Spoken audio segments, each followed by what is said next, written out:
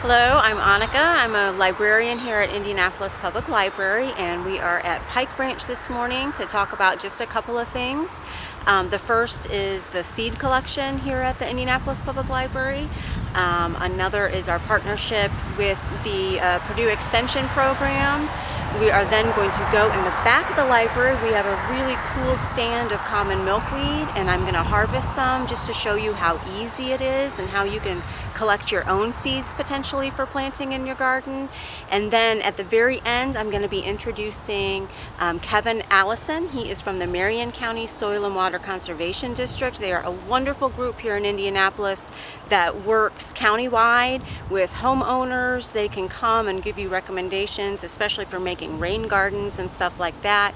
But he is very knowledgeable with native plants, and so he's going to talk a little bit more about that and what they do at Marion County Soil and Water Conservation District. One of the challenges at a public library is we want to give new, innovative programs. We're always coming up with new stuff, and things are different at every location, but it can be a little bit hard to communicate that to our public. I get people at the public desk, at the reference desk all the time who are really surprised that we have seed packets. We'll be looking at those in a few minutes, available for checkout. So I want to be sure everybody knows you can come here to get seeds year-round. The seed collection started in 2016. It opened for the first time, and we were working really closely with the Purdue Extension Program with their master gardeners before that to help design the program.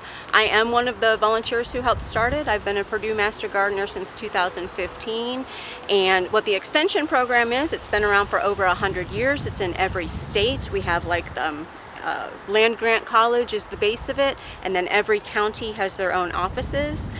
They work at doing a ton of volunteer projects, so they're helping their local communities, and they also work really hard at education. Like I said, the collection started in 2016. It's now at 10 branches, and we're really excited that next year, if everything goes according to plan, it will be at 13 different branches. So we realize it's not at every branch yet, and the collection is also not available in the online catalog. So that's just one challenge for you, is that before you come in, you might want to give us a phone call, first of all, to see if your favorite branch has the seeds, and then to see which seeds are available. So we're going to go in next and look at the collection here at Pike. So we are in Pike Branch right now, which is at 6525 Zionsville Road over on the west side. We are really near Eagle Creek, which is great fun if you've not been there.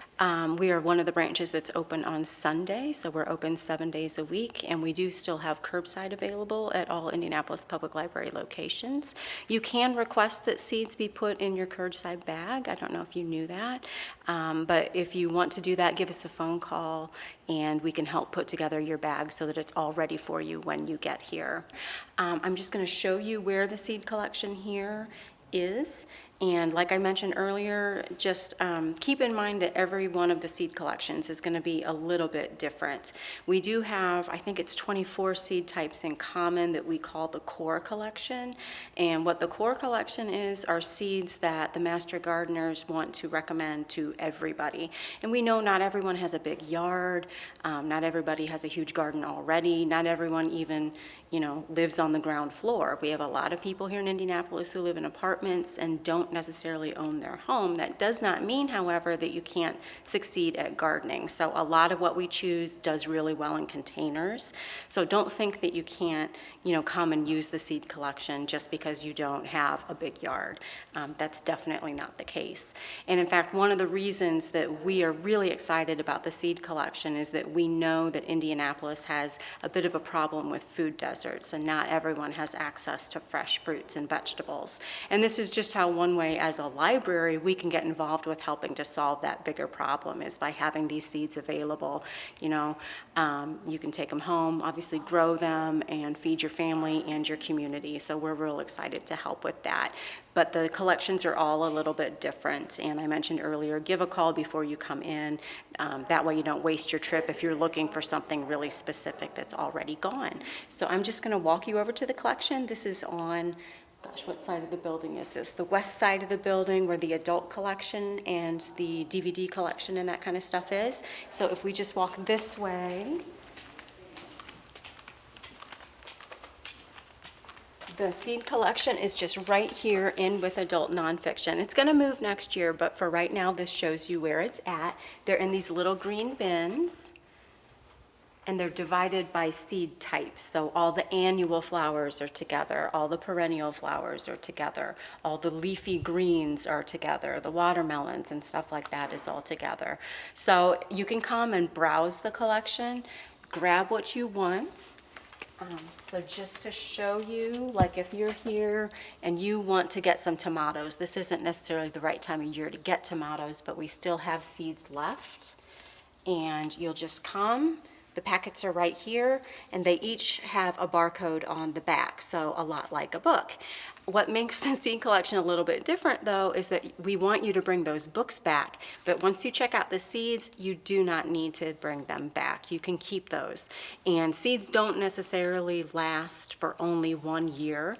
So it means that you can pick up these tomato seeds and you can use them next year or even the year after that. So like I said, you do not need to return them. Just come and check them out. We do ask you to stay at about 15 seed packets per year to give everybody access to the collection. So I mentioned earlier I am a certified master gardener, so if you need some recommendations, you can stop at the reference desk, which is right here too, and I can give you some pretty in-depth information, but feel free to just come and look and see what we have. It's not gonna, again, look like this at every branch. This is how we've got it here at Pike. If you go to Spades, for example, they have a beautiful, old-fashioned, very nostalgic card catalog, which, you know, everyone wants one of those, right? I've also created a binder that goes seed by seed and gives you just some information about it. It has the same information that's on the packet and then a little bit more information. If you want to, you can photocopy those and take them home with you. And then right next to the seeds is where the gardening books are. So you can grab your seeds, grab your gardening information, and you are good to go. Something that we have that's a little bit unique to Pike that not everybody has is a lot of the Indiana native plants. I mentioned that we are right by Eagle Creek.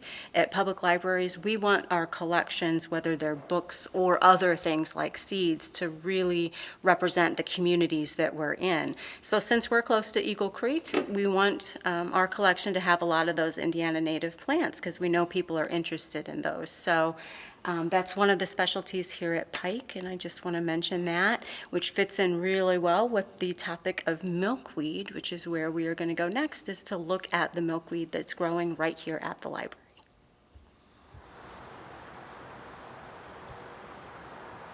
We are out back now at Pike Branch, and one of the things I just love about my library is we have this gorgeous planting of milkweed. I'm really excited to show you this milkweed. We've been growing it for years, and we like to kind of talk about, oh, did you see any butterflies today? It can be really exciting to watch your garden and see what's happening in it every day. So milkweed you're going to hear a little bit more about when Kevin Allison from the Marion County Soil and Water Conservation District is talking to us, but what I'm specifically going to be doing is showing you what these seed pods look like when they're ready to go, how to harvest them, and then how to open the pod and separate the seed from the floss. Milkweed is an Indiana native plant, and native plants are adapted to their specific environment, which means that they're going to grow in your soil type. Just keep in mind that if you live in a subdivision, your natural soil has largely been replaced, so I'm talking about kind of natural, undisturbed soil right there.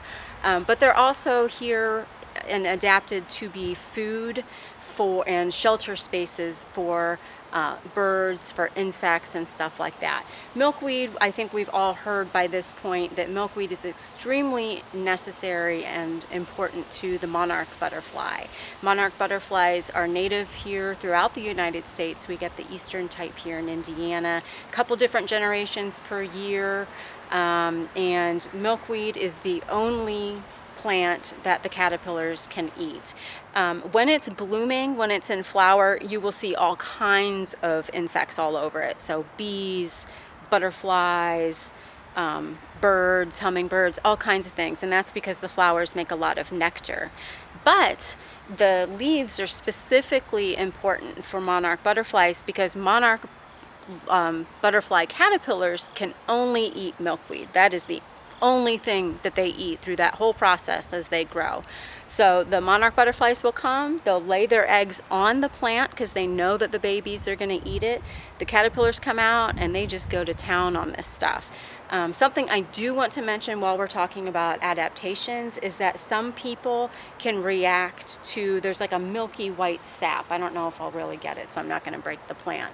But when you break a leaf or if you break the stem, you'll see this milky white stuff kind of come out. And some people do react to it. It's not as bad as like poison ivy or anything like that, but if you touch that goo and you notice that you're getting itchy or a little bit red, make sure you wash it and then make sure you wear gloves the next time that you mess with it. So but the caterpillars are adapted so that that doesn't bother them at all. Like I said, this is the only plant those caterpillars can eat. Monarch butterflies populations have really started to dwindle, and planting some milkweed, there are lots of different types, this is common milkweed, is a really great way to give those butterflies the chance they need to have their 2 generations a year, like I said, and then they migrate back down to Mexico. So they travel a long ways. I mentioned earlier that we like to recommend plants that you can plant in a container. You could plant milkweed in a container, but it needs to be really deep because milkweed develops a very strong, very long taproot.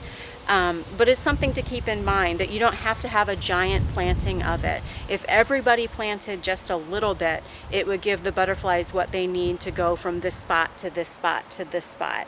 And our culture has really gotten into lawns, kind of monoculture. The birds, the other insects don't necessarily have what they need. Common milkweed, like this tall stuff, I'm pretty short, but this stuff gets real tall. So just think about that when you're planting it. As a master gardener, I tell people a lot, you want to plant the right plant for the right space. So think about how tall it gets. Think about how it kind of gets a little bit floppy as it gets heavy with the seed pods. You might not want to plant it right next to a sidewalk if that kind of thing bothers you. And the biggest thing with common milkweed is that it likes to spread. If this is a happy plant, you're going to start one year, maybe with 1, and the next year you're going to have 3, and the next year after that you'll have 6. It's going to keep going.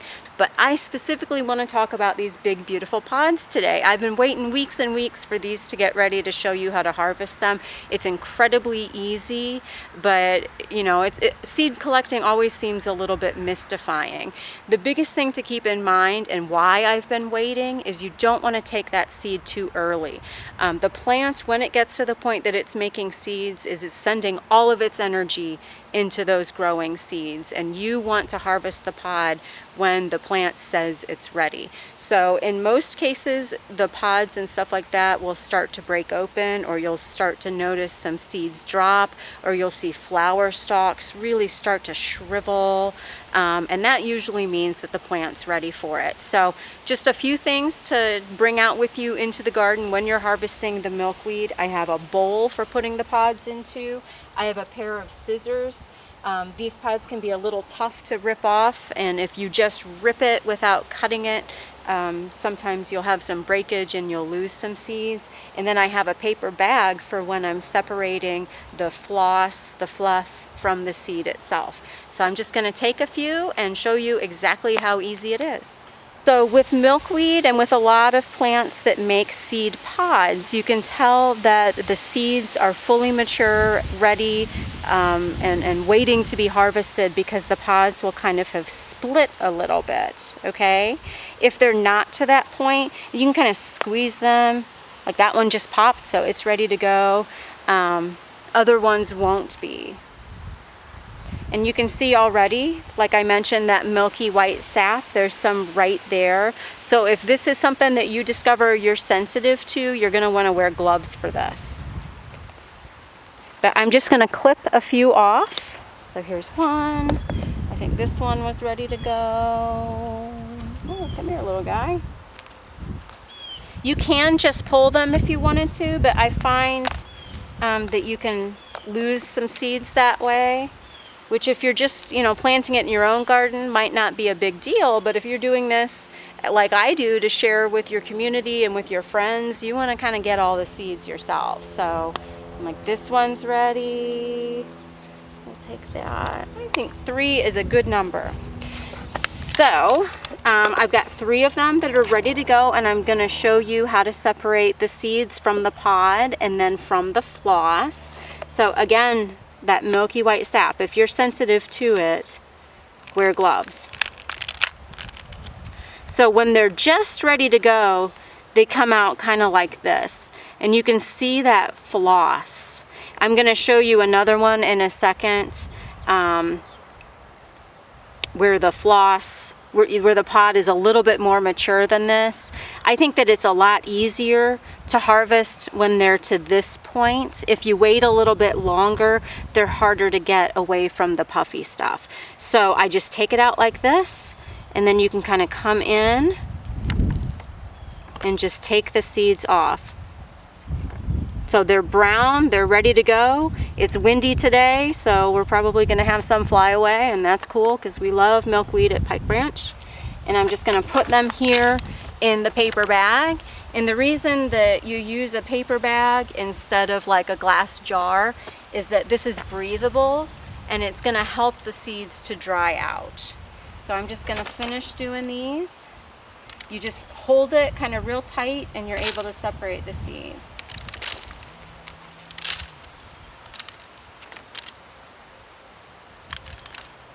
And then you can just let the rest go, and they'll stick to me because I've got some of that sap on me. You really make sure to wash your hands when you're done with milkweed. So that was that one. Let's do another one. So you just crack it open. I try to keep it in one piece at this point because it's a little easier. And again, kind of hold it real tight onto the flossy side.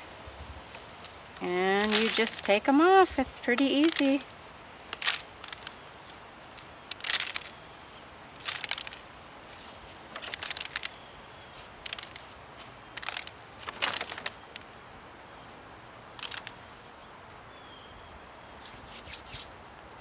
All right, let's do one more, and then I'm going to show you what it looks like when it's a little bit more developed.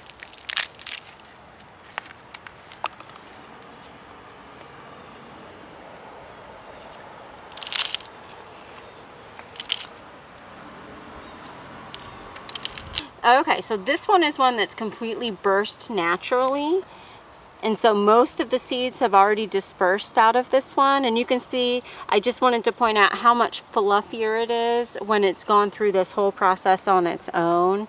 And it's a lot harder when it's really bursting like this to separate the seeds. Now, you can still do it. It's just easier, I think, like right when they're finished, like the 3 I just showed you. Oh, I was just going to point out that this one, you can kind of tell because the pod looks a little mildewy, that the seeds are mildewy too. So this is an example of one that you're not going to want to add to your seed collection. So, all right, so this little guy is another type of milkweed. This is butterfly weed. So as you can see, it's a lot shorter than the common milkweed. I don't see quite as many monarch butterflies on it, but I see lots of other butterfly types on it. And because it's shorter, it's just another option for a native plant that you can put in your collection. And I do want to mention, I talked about the core collection of seeds earlier, that common milkweed and butterfly weed are both included at that. So I'm not sure how much we all have left. I know I've run out a few times because these are such popular seeds, but all of the participating seed library branches will have these 2 types of flowers. But I just wanted to point out that these grow the seeds very similarly to the big ones. So like this is a seed pod that's already burst open. The seeds are just a little bit smaller. And I'm not going to harvest them today, just the common milkweed, but I wanted to point out that this is a really great plant too. The common milkweed, it's a pink flower. Butterfly weed is a gorgeous, bright, happy orange. So, and they look really good right next to each other.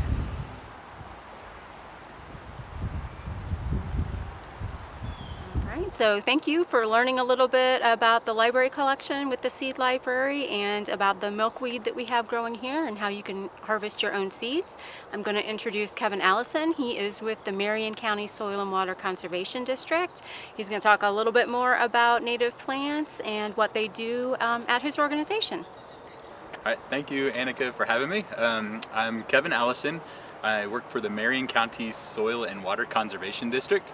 My title is actually Urban Soil Health Specialist, and my primary focus of my job is to help urban farmers with their soil quality. So just a little bit of history about conservation districts. Back in the 1930s, we had a big dust bowl, so there was a lot of erosion and just dust flying around. So after that, almost every area in the United States was covered with a conservation district. A conservation district was established in every area in the United States to help farmers, particularly help with soil quality and just keeping that soil in place. But since then, we've really developed into more flexible organizations that's able to even help our urban constituents. So at the Marion County Soil and Water Conservation District, we're a small staff, but we do work with erosion control on construction sites. I in particular work with urban farms and helping farmers increase soil quality. We've got a district manager, and then we also have a staff person on board that will help landowners kind of figure out drainage issues and flooding problems.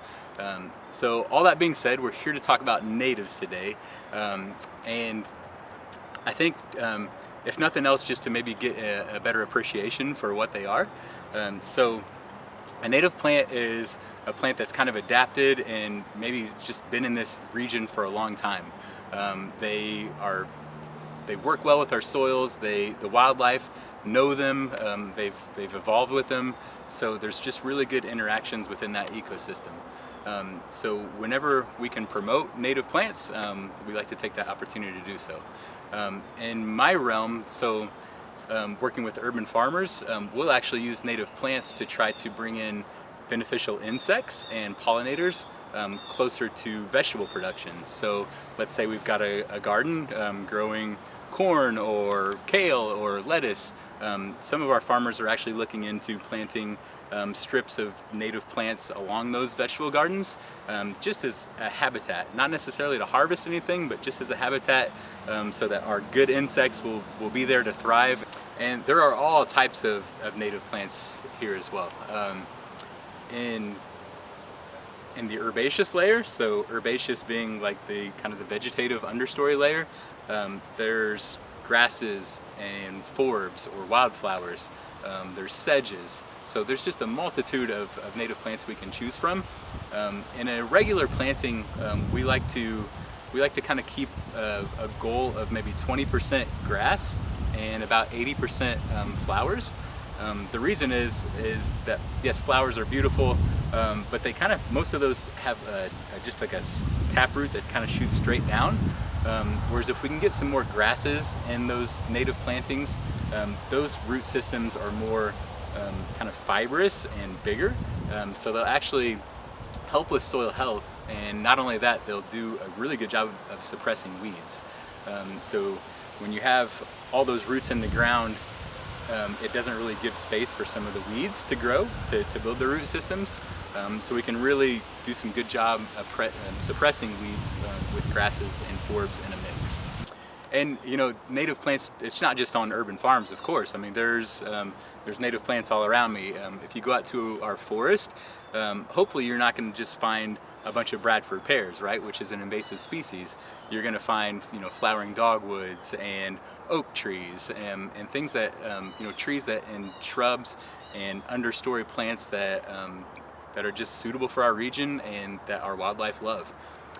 In fact, you know, you can probably take a look at some of the invasive species that maybe don't work so well in our environment, and you might not be able to find any insects on them. Whereas if you look at one of our native oaks or like a flowering dogwood, you'll find just, you know, tons of insects and a diversity of insects. And I know that can be kind of what's the word for it? like, I know insects might put off some people, but really just having that balance of insects and good trees is a lot healthier for our ecosystem, which in turn is healthier for people.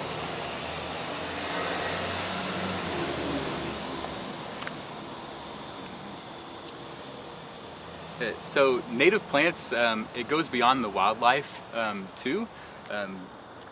A lot of our turf grass here just has roots that are maybe 3 to 4 inches, and while rain falls on them and some of it infiltrates or just kind of seeps into the soil, we do get a lot of water that just kind of runs off. So a lot of the rain that falls, we're not actually capturing it. It kind of just goes straight into our storm sewer systems.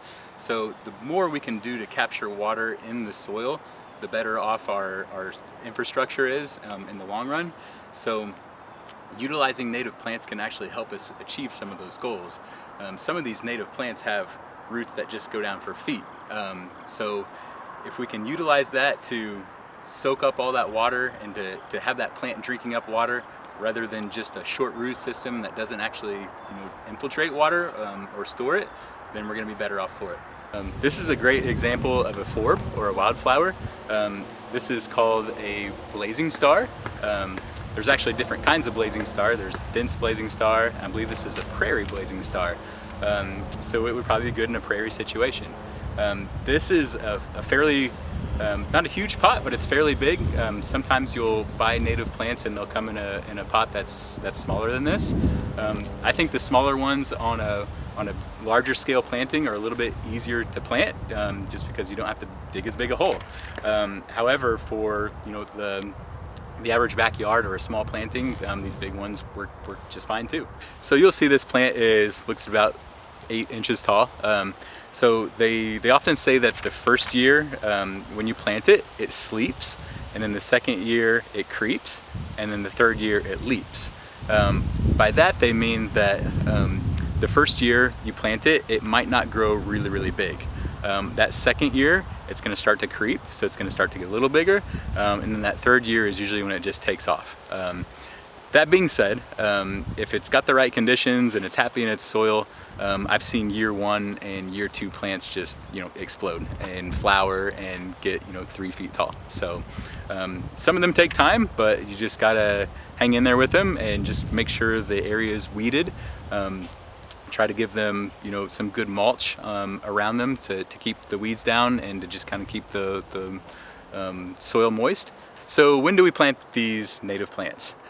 If you were to get a plug or a pot like you've seen, a really good time in Indiana is in April or May. This usually gives them time to get some of those spring rains, so we don't necessarily have to water them as heavily through the summertime. If you do end up planting or getting your plants late and need to plant them in June, July, or August, they're probably going to need some irrigation or some watering, just to kind of help them establish the roots and so they don't dry out. Another good time to plant is early September. Again, we have some opportunity to catch some rains in September, and it's not really too hot and it's not really too cold just yet. Towards the end of September, if it does start, if the roots aren't really established by October and November and we get some freezes, sometimes that plant will want to kind of push up out of the soil. So in that case, sometimes we'll just kind of pat the plant back in and make sure it's kind of snug in the ground. But really is beneficial to get those plants planted at the right time. So April, May, early September are probably the best times to plant. If you are planting by seed, it's a little bit different.